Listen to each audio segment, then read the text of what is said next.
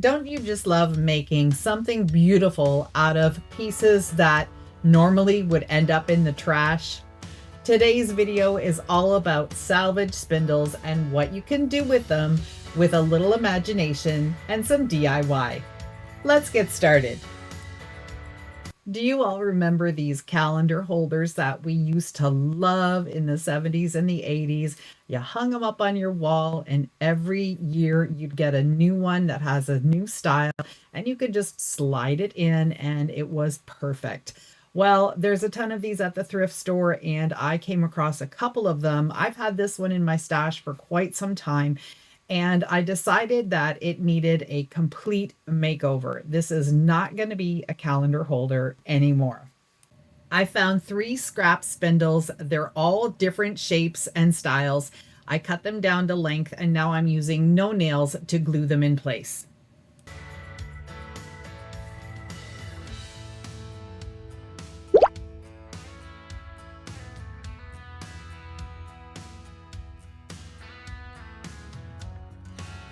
Lately, I've been using a lot of spray paint as my base coat, and there's a couple of reasons why. First, it's really quick, and secondly, when I've got pieces that are all different types of wood and wood colors, it makes everything look the same. So then if I wanted to put another type of color on top, I would get a really nice even finish. Usually I'll start with the back of a project, I'll let that dry, and then flip it over and do the front. This is a really neat project, and I think it would be fun to hang a big wreath on it and then showcase the spindles underneath. You could use it to dry some flowers or some herbs and spices, or you could use it to hang towels and washcloths or even some tea towels in the kitchen.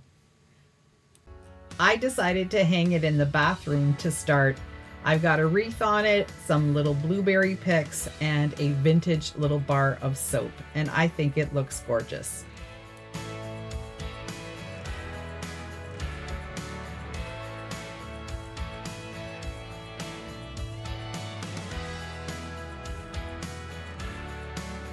Solid wood cutting boards are a go-to when I'm out thrifting or at garage sales. This one was $2.99 at Value Village, less 20%. Now, the shape of it is a little funky, the way the handle is on the top, so I'm going to take care of that and make it look a little bit more normal. I used my miter saw to cut off those little curly loops, and the angles aren't perfect, and I like things like that. I want it to be more imperfect. And I also cut off the little hole at the top because I wasn't going to need that for what I'm creating with this. I'm using my sander to get in all of the edges and just make everything look worn and weathered and a little softer.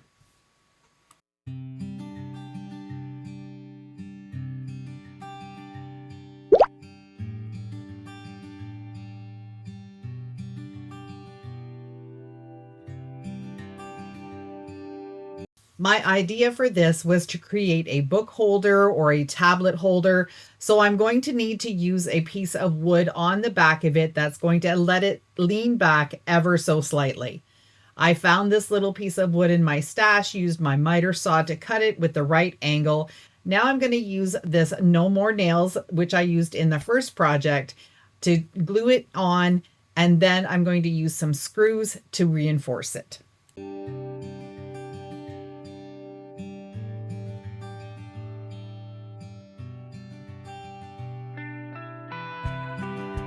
Again, I'm going to use spray paint as my base coat. This one happens to be a chalk paint spray paint that I got from Home Depot, and it's running out, but I'm going to squeeze every last drop out of it. For the front of the board, I switched to paint and a paintbrush. I'm using my new favorite white color, which is Salt Water from DIXIE BELLE. It's their Silk All-in-One Mineral Paint. It has a primer, the paint, and a top coat all in one.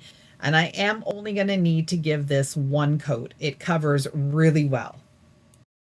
My best friend Sonia is an affiliate for DIXIE BELLE in the US and Canada, so I've got links for all of these products down in my description box.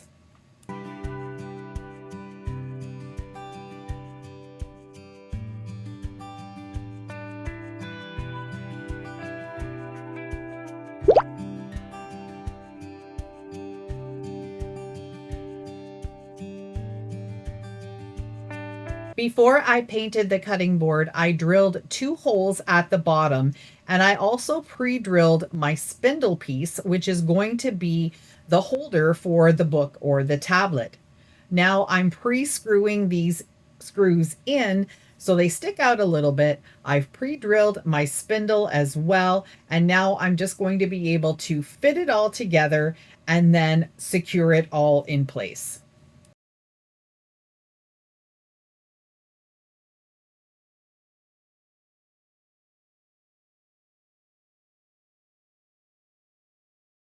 For a final touch, I decided to add one of these IOD crockery stamps.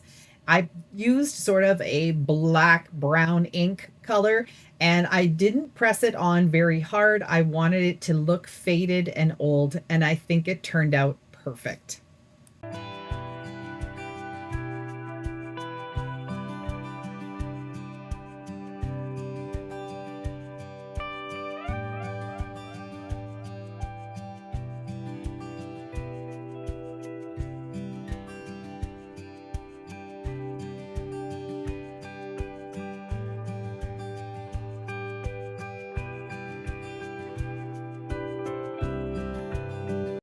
Here's a close-up look at the DIXIE BELLE Silk All-in-One Mineral Paint. This is the color Saltwater.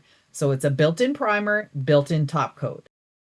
I'm going to be painting this wooden crate. I find these all the time at thrift stores. I think I paid about $7 for this one because it's on the larger side, but it is missing its handle. I had originally painted it green. It was an orangey, rusty kind of wood color stain, and I didn't like the green. I let it sit for a few more weeks, and now I decided to use the white. And I always try to use different colors, but I tend to come back to my farmhouse white. I just really enjoy painting things white and having them look clean and fresh.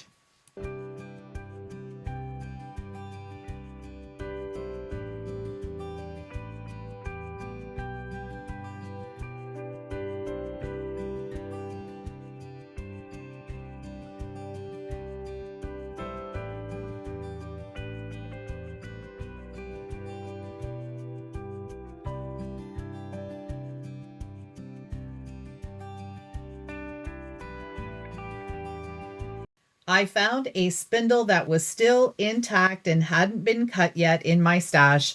I cut it down to size using my miter saw, and now I'm pre-drilling some holes. Spindles are super hard. They're usually always made out of maple or oak, which is really super hard wood. Be careful when you're pre-drilling because your drill bit will get super hot. Pre-drilling is going to help prevent splitting of the wood, so it's a really important step to take. I used 2-inch screws to screw it into the crate, and I decided to leave the spindle its color. I know it's sort of a gold, but I thought it really looked nice against the white of the crate. And here's how it looks decorated for fall on my front porch.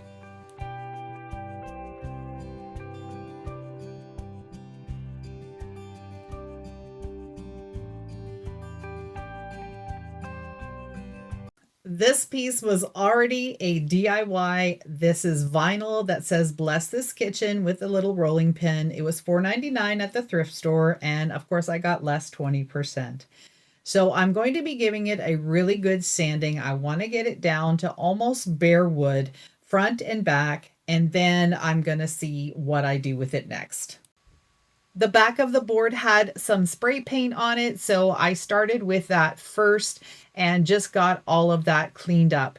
For the front of the board, the vinyl was a different story. It was really hard to get off. I used some of my Cricut tools, but I ended up just eventually going over it with my sander and getting rid of everything that way. Again, for the back of the board, I'm using spray paint. It makes it fast and nobody sees the back anyway, but I still wanted it to look nice and clean. For the front of the board, I put 2 coats of the saltwater mineral paint on it, and it turned out really great. To add a spindle to this board, I decided to put it straight up and down. This was a piece that I just had in my stash. I did the same process as on the tablet holder. I pre-drilled some holes, then pre-screwed the screws in, and pre-drilled the spindle piece, so all I had to do was attach everything together.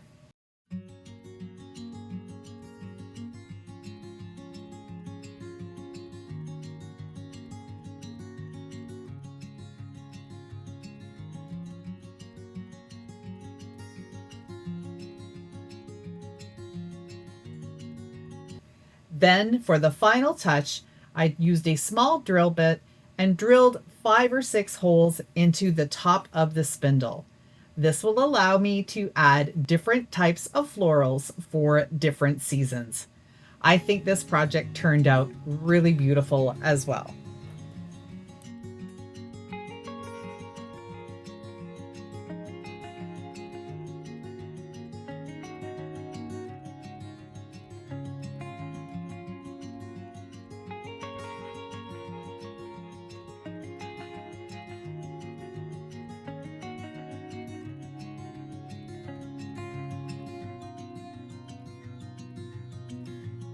Trays and risers are always handy to have around the house for decor or even for serving purposes.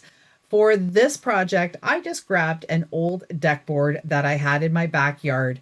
I had 4 of these little spindle pieces, and I'm going to be using no nails again to glue those spindle feet onto the board.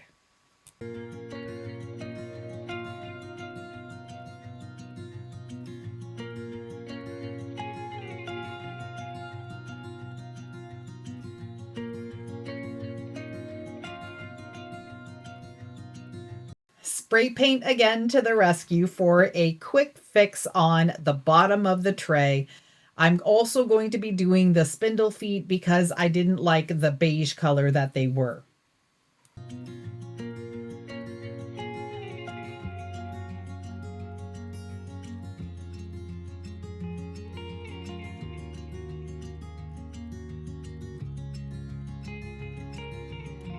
The top of this deck board has some really unique features on it. It's got a whole bunch of knots. It's got some screw holes, and I'm going to be using the saltwater paint, but I'm not going to give it such a thick coat that it's going to camouflage all of this beautiful texture.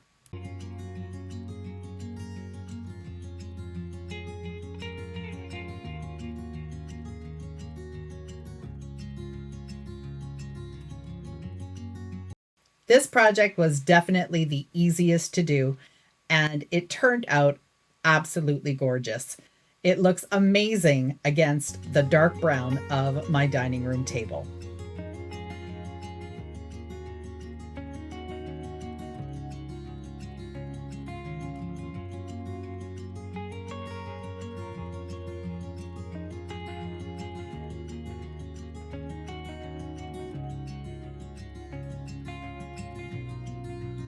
Thanks so much for spending some of your time with me today.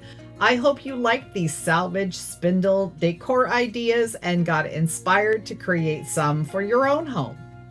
Don't forget to do all the things, hit the like button, subscribe, and don't forget the notification bell. And if you liked this video, here's a couple more you might enjoy. See you next time.